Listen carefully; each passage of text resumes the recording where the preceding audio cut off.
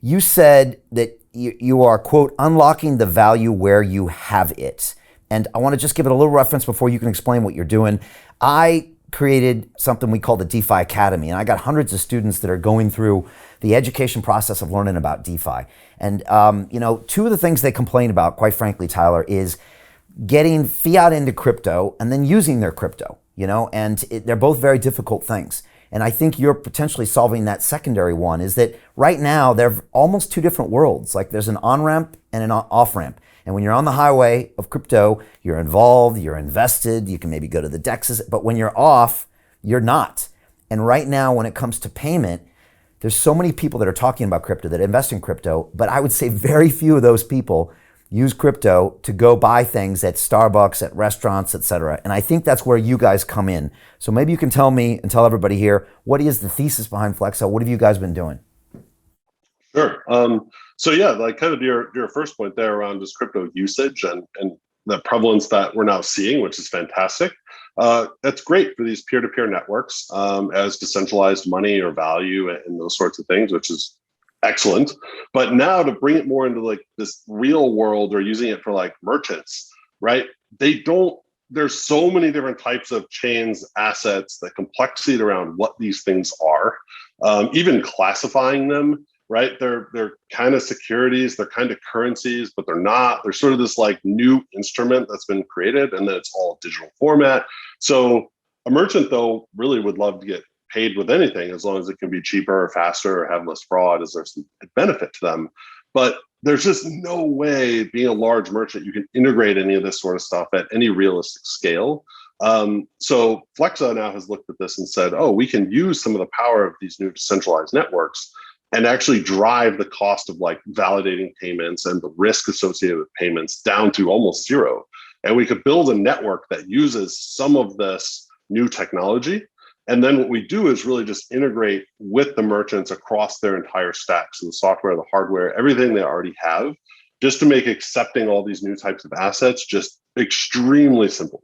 So no new upgrades, no new hardware, no even new flows, right? Everything being exactly the same. And so Flexa is really about integrating very deeply with everything a merchant will have in store, online, and now allowing universal acceptance of assets from really any wallet too, which is the other really important piece. So it's, as this has evolved from day one, any asset. So it could be cryptocurrency assets, loyalty point assets, your bank balance, anything where you already have your app and you have value on it. You could now essentially pay through Flexa. And like that's really what the vision has been. And then now incorporating that into a new structure that allows this to be, less than a tenth of the price or less than a tenth of the cost to a merchant, and then without all of the fraud, becomes really compelling to them to embrace something like this.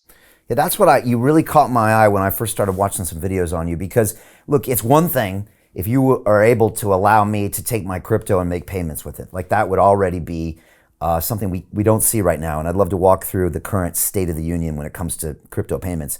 But if I could take my phone and use what you're doing to tap into my bank and do a bank transfer, which I can't do right now to buy a cup of coffee at Starbucks, if I could tap into my loyalty points, if I could tap into a number of assets, I don't know, my tokenized real estate or my cattle or whatever, I don't know. Maybe the sky's the limit. And again, as there becomes exchanges for some of these tokens, whether it's loyalty points or something, that gets really kind of mind-bending, where potentially I've got all these assets on my phone or in my own little metaverse that I can exchange with someone else, as long as there's a payment system that I guess can recognize them, collateralize them, and then make sure they're secure. Is that the kind of vision you have?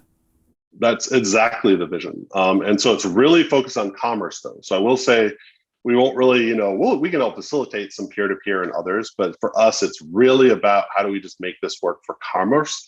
And then the real key is, how does it become just so dead simple, either exactly as it is now or much easier?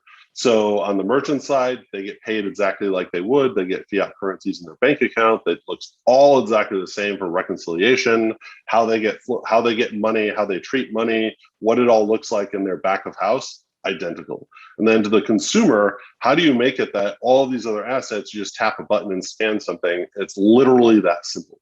If you add anything else into this flow, it'll just never work. And so people really, like to approach some of this of, oh, my new technology or my new token or my new consensus or this, right?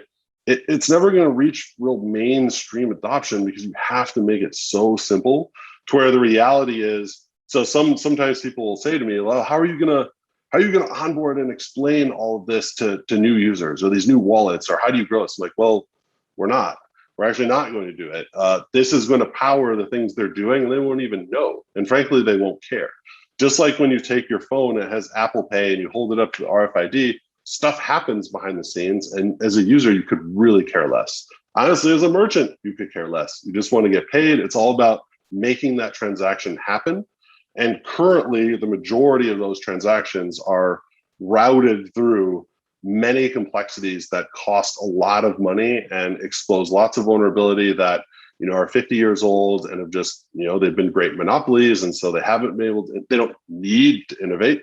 These are extremely profitable companies doing this, and so there's a lot left there. And so now this is kind of exactly how innovation works when there's a new technology that can completely change the game, and that's really what we're seeing now.